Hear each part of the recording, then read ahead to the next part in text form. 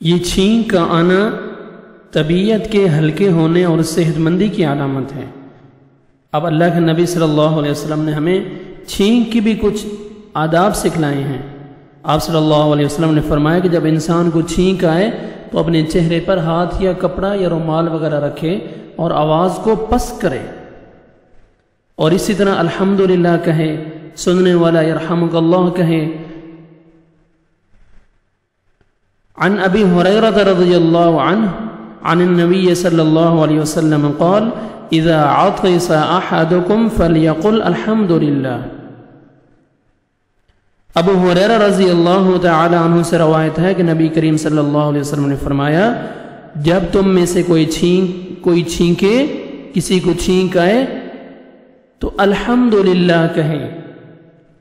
وَلْيَقُلْ لَهُ أَخُوهُ أَوْ صَاحِبُهُ، اور اس کا بھائی یا اس کا ساتھی جو اس کی چھینک کی آواز کو سنے اور اس نے الحمدللہ کہا ہو تو اس کا ساتھی یا اس کا دوست اس کے جواب میں اس کو کیا کہے؟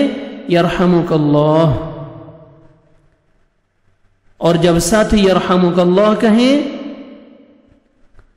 فَإِذَا قَالَ لَهُ يَرْحَمُكَ اللَّهُ، جب اس کا ساتھی یرحمک اللہ کہیں فَلْيَقُلْ، تو چھینک والے کو کیا چاہیے کہیں؟ یہدیکم اللہ ویصلح بالکم، یہدیکم اللہ ویصلح بالکم۔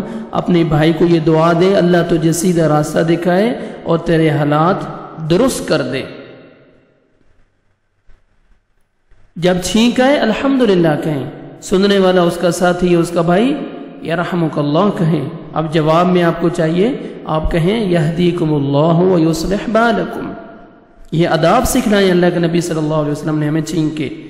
اسی طرح حدیث میں آتا ہے کہ جو آدمی کسی کو چھینک آئے اور وہ الحمدللہ نہ کہے تو سننے والا بھی اس کو یرحمک اللہ نہ کہے، اس کا جواب نہ دے۔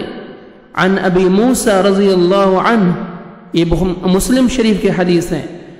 عن ابی موسیٰ رضی اللہ عنہ قال سمعت رسول اللہ صلی اللہ علیہ وسلم یقول اذا عطس احدکم فحمد اللہ فشمتوه وان لم يحمد اللہ فلا تشمتوه۔ ابو موسیٰ رضی اللہ تعالیٰ عنہ سے روایت ہے کہ میں نے رسول اللہ صلی اللہ علیہ وسلم کو فرماتے سنا کہ جب تم میں سے کوئی چھینکے تو الحمدللہ کہے۔ اذا عطس احدکم فحمد اللہ فشمتوه، تو تم یرحمک اللہ کہو۔ وَإِن لَّمْ يَحْمَدِ اللَّهِ، اور اگر وہ الحمدللہ نہ کہے فَلَا تُشَمِّتُوا، تو تم بھی یرحمک اللہ مت کہو۔ اس کو الحمدللہ کہنے میں زحمت ہوئی، وہ نہیں کہہ سکا، تو آپ بھی اس کو یرحمک اللہ نہ کہیں۔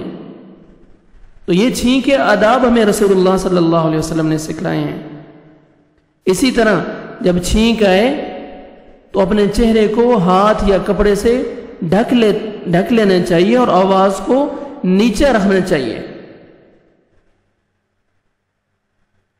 اگر زکام یا سردی کی وجہ سے بار بار چھینک آئے تو صرف پہلی بار ہی جواب دے دیں، کیونکہ پہلی بار جواب دینا لازم ہے۔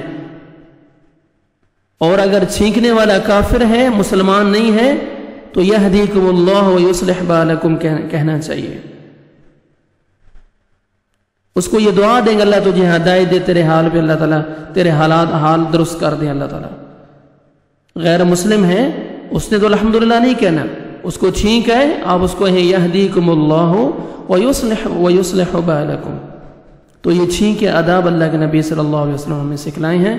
اللہ سبحانہ و تعالیٰ ہمیں ان آداب کو سیکھنے کی توفیق عطا فرمائے۔